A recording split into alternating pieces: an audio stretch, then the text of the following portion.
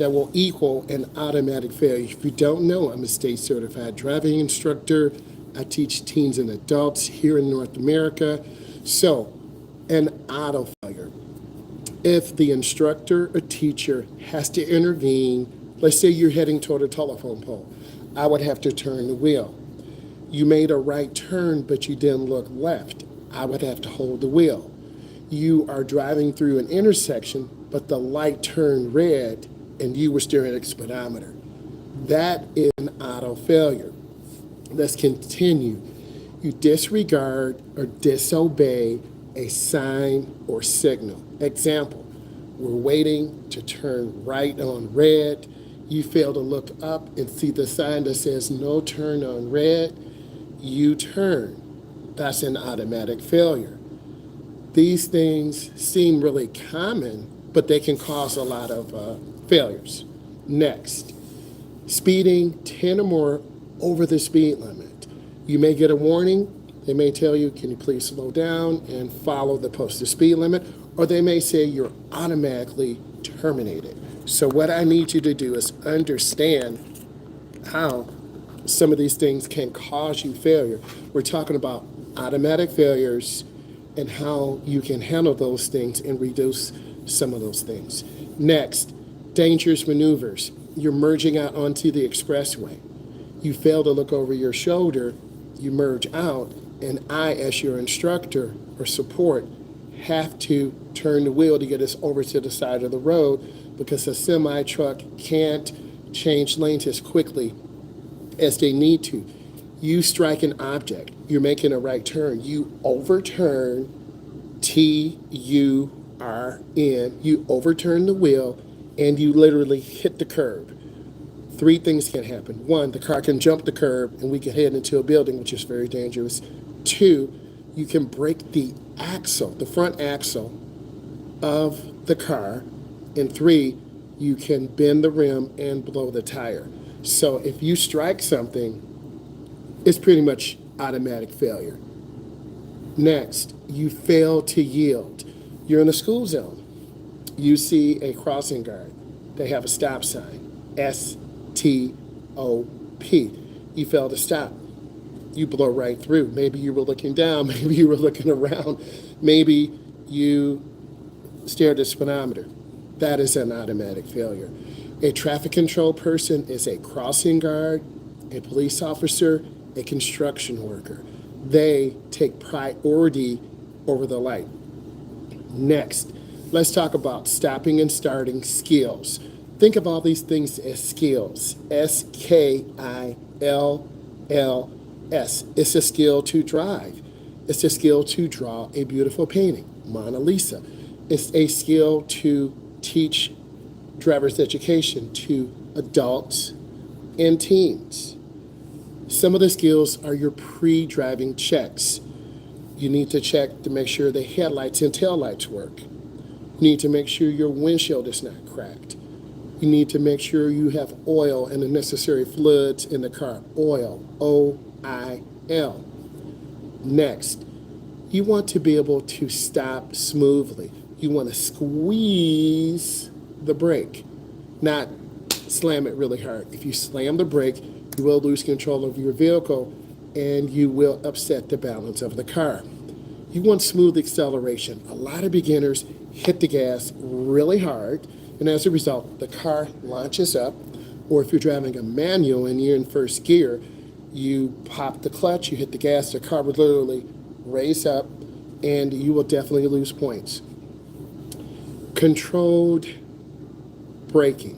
You see a lot of instructors on the internet doing controlled braking. They'll say, stop, S-T-O-P. They want to see if you can stop the vehicle. You just don't stop. It might take 30 feet, 40 feet, but you see that. And it gains a lot of popularity, but you need to be able to do an emergency stop. When would you use this? If you're in a neighborhood, a kid comes out.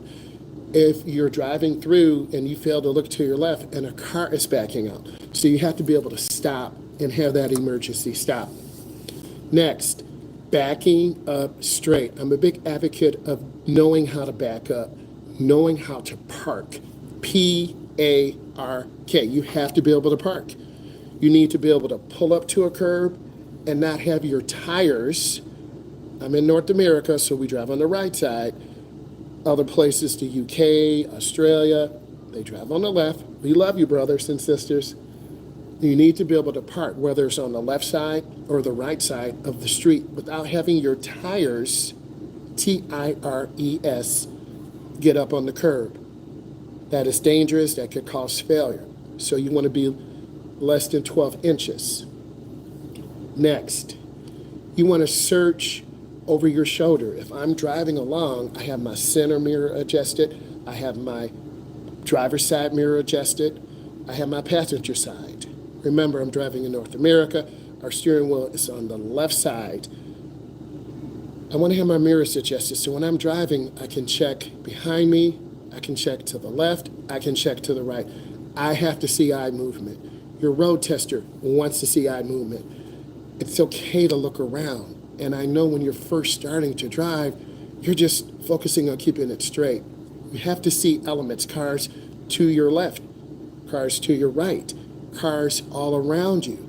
You have to be able to see and keep good speed and good space. Next, vehicle control when you're backing up. If you're backing up, you want to put the car into R for reverse. You put your right arm on the passenger seat and you look over your shoulder and you're backing up very slow, at least 30 feet. You have to be able to back up into a driveway, okay? Next, let's talk about visual skills. Visual skills are very important. You have to be able to identify targets. If you're in a school zone, number one thing is kids. They are the most important and most vulnerable road user. Kids are unpredictable. And when kids are unpredictable, you can end up running over a kid.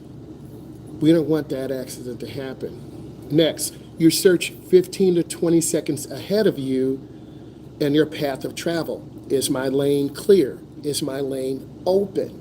This morning, I have to tell you the story. This morning, I was traveling on the interstate, and there was a huge pallet full of boxes on the road. The police were out there directing traffic. You either had to go to the left or to the right. A truck had lost its load, L-O-A-D. What do you do as a driver? You look ahead. You take your time. You keep space. If you don't search ahead, you could run over that pallet, damage your car, damage the undercarriage of your car, smack your oil pan, rip off your transmission pan, and then you have hundreds of thousands of dollars in a car that's not operative. So you've got to really look ahead. Next, able to judge stopping and acceleration in distance in seconds. These are some of the more advanced things. I'm not talking about, just driving through the neighborhood.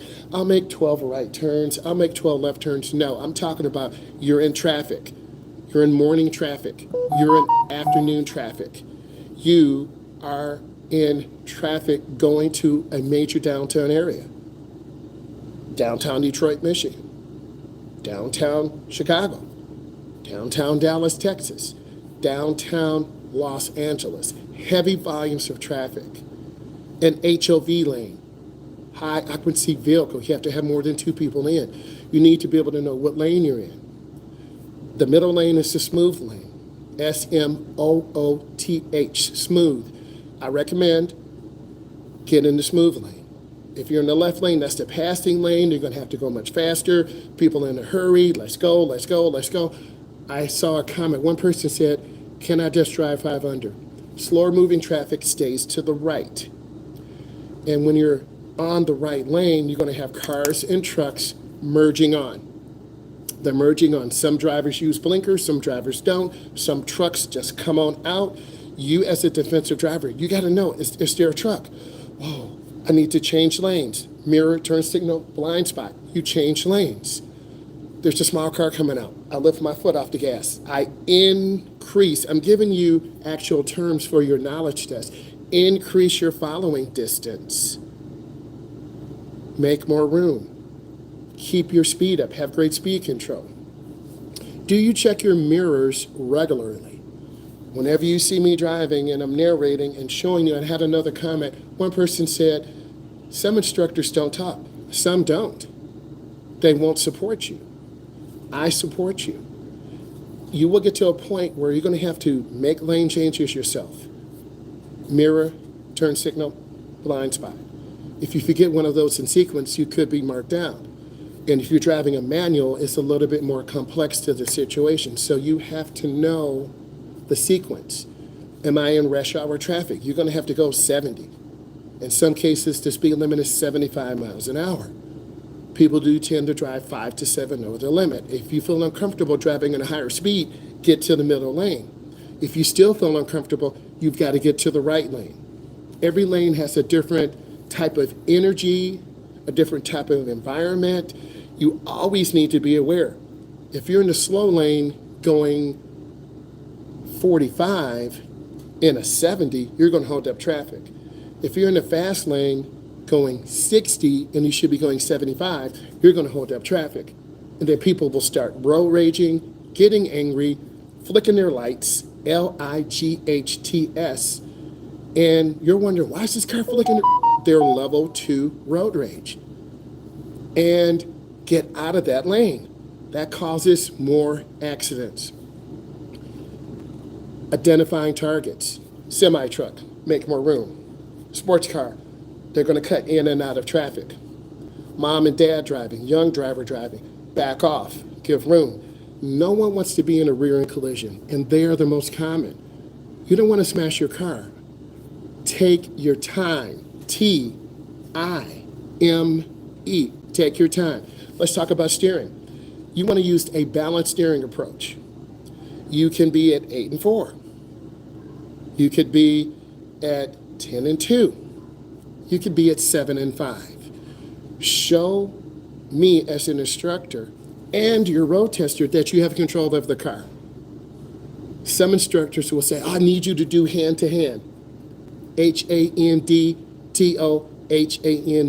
Other instructors, they just want to see you hold the car. Do what is comfortable for you. Some of you will look at my content, I like what he's saying, and I'm learning. I read the comments. Some of you, well, I'm just going to drive with one hand. That's fine. But if you lose control of your car, you will be marked down. And if you're going to turn with one hand, you're probably going to turn short and go over the curb, which is very dangerous, or you're going to turn wide into the wrong lane. And then I'm going to say, I told you so. You need to drive with confidence and consistency. And you should feel comfortable. At certain times during the day, even when I get up in the morning, everyone's flying to work. I'm trying to get in line to get a coffee. I've got to go out a private driveway. People drive very reckless and dangerous in the morning. They're tired. People drive very reckless and dangerous after work. They want to get home. People drive reckless and dangerous all the time. You, me, we want to be safe. You want to be smooth. You want to be consistent. You have to take your time. T-I-M-E. Next, do you do push-pull? You won't be able to do really tight maneuvers, making 90-degree right turns. Remember what I said? You're going to go into neighborhoods. You're going to make 12 right turns, 12 left turns, turning hand over hand in, hand over hand out. If you're doing hand-to-hand, you might not be able to make it. If you're palming the wheel, trying to back in, you might not be able to back in properly and the car goes in sideways. I'm going to reduce your points. You could hit a car. We don't want that to happen. Next, parallel parking. You want to line your vehicle up, put it in reverse, you roll back at a 45 angle, you turn that wheel all the way to the right.